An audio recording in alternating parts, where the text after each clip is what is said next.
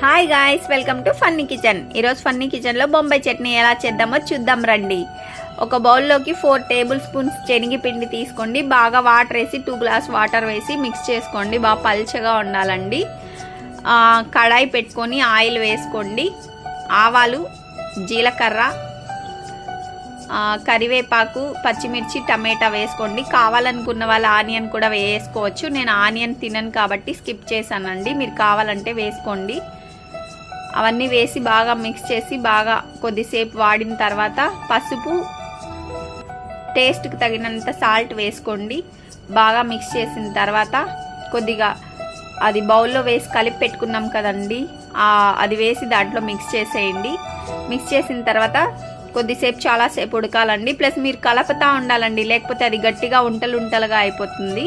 బాగా మిక్స్ చేసిన తర్వాత మళ్ళీ